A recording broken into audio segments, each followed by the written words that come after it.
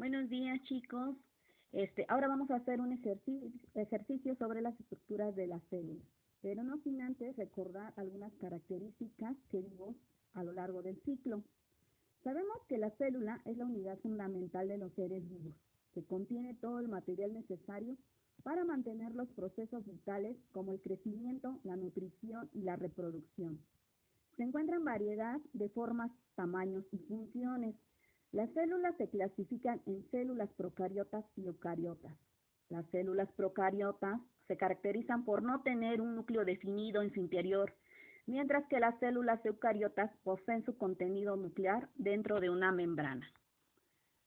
A continuación, se les mostrará un esquema donde se podrán determinar cada una de las características de la célula eucariota y la célula procariota.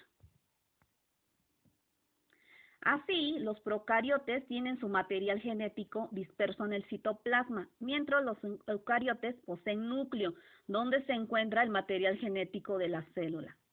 Existen organismos como las bacterias y los protozoarios constituidos por una célula, que son los organismos unicelulares. Los organismos multicelulares o pluricelulares más complejos se encuentran constituidos por una mayor cantidad y diversidad de células. Se cree que todas las células evolucionaron de un progenitor común, ya que todas poseen estructuras y moléculas similares. Así, ahora vamos a diferenciar la estructura de las células. En las células en general se pueden distinguir distintas estructuras con el microscopio óptico, ya sea el núcleo, la membrana citoplasmática y el citoplasma. Vamos a iniciar con el núcleo celular. El núcleo celular está rodeado por una envoltura nuclear, contiene el material genético de las células eucariotas.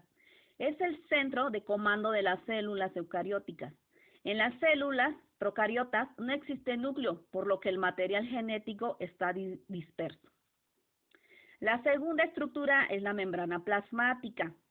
Esta es una barrera con permeabilidad selectiva, o sea, regula la entrada y salida de material de la célula y además recibe la información proveniente del exterior celular.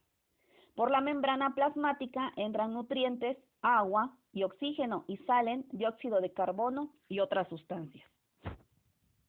Ahora bien, el citoplasma.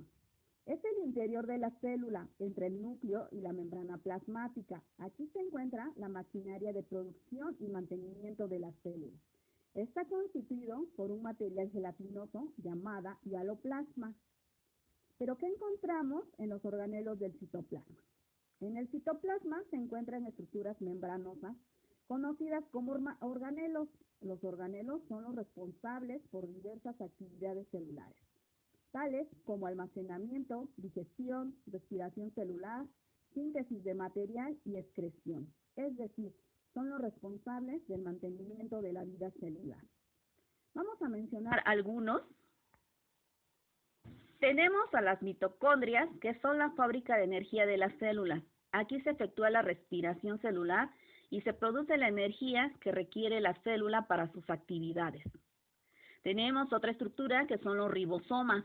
Son el centro de producción de las proteínas. Son los organelos fundamentales para el crecimiento y la regeneración celular. Tenemos otra estructura que es el retículo endoplasmático y este se clasifica en dos. Tenemos al rugoso y al liso. Otra estructura que es el aparato de Golgi es el centro de distribución de la célula encargado de clasificar, etiquetar, empaquetar y distribuir las proteínas y lípidos en vesículas secretoras. También se dedican a la producción de los lisosomas. Y en los lisosomas son los encargados de la digestión intracelular. Tenemos otras estructuras como los peroxisomas, que son los organelos responsables por la oxidación de los ácidos grasos y la degradación de peróxido de hidrógeno. Tenemos a los centriolos, que son las estructuras cilíndricas que participan en la división celular. Ahora bien, tenemos a las vacuolas, que son las vesículas, pequeñas bolsas que almacenan y transportan enzimas e iones. Los cloroplastos, organelos responsables por la fotosíntesis en las células vegetales.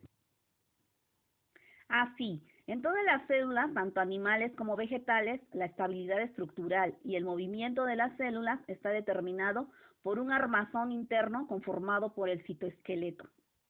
Ahora bien, chicos, vamos a establecer cuáles serían las diferencias entre células animales y vegetales.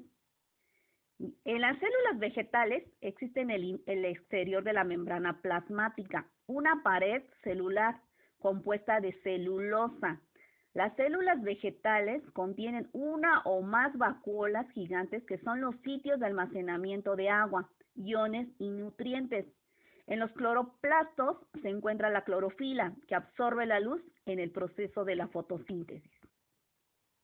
En la siguiente figura se establecen principalmente las diferencias entre la célula animal y la célula vegetal de acuerdo al tipo de organelo. También les voy a mostrar una tabla para que vean si está presente o ausente el organelo en dichas células. Bien, pero todo esto, ¿cómo se descubrió? La historia del descubrimiento de la célula comienza cuando a principios del siglo XVII se fabrican las primeras lentes y el apartaje para usarlas, apareciendo los primeros microscopios. El concepto de célula está estrechamente ligado a la fabricación y perfeccionamiento de los microscopios, por tanto, a la tecnología. Algunos de los descubrimientos y proposiciones conceptuales más relevantes en el descubrimiento de la célula se describen a continuación en orden cronológico. De 1590 a 1600, Johansen H. Hansen, padre e hijo, son considerados como los inventores del microscopio compuesto, es decir, dos lentes de aumento colocadas cada una a un lado de un tubo. El perfeccionamiento de esta organización y de sus componentes permitiría observar más tarde a las células. En 1610, Galileo Galilei describe la cutícula de los insectos, donde se habían adaptado lentes del telescopio para inventar de manera independiente el microscopio compuesto. Jacob Roberto Hooke, físico, meteorólogo, biólogo, ingeniero y arquitecto, publicó un libro titulado Microfagia, donde describe la primera evidencia de la existencia de las células. Estudió el corcho y vio una disposición en forma de panal de abeja. A cada camarita la llamó celdilla o célula. Aunque no intuyó que aquellas celdas eran la unidad funcional de los seres vivos, la denominación de célula ha permanecido para nombrar a lo que había dentro de esas camaritas y luego se aplicó también para los descubrimientos en los animales. Ya para 1670, Antonio van Leeuwenhoek construyó en la misma época microscopios simples con una sola lente, pero con una perfección que le permitió alcanzar los 270 aumentos, más de lo que los microscopios compuestos ofrecían por aquella época.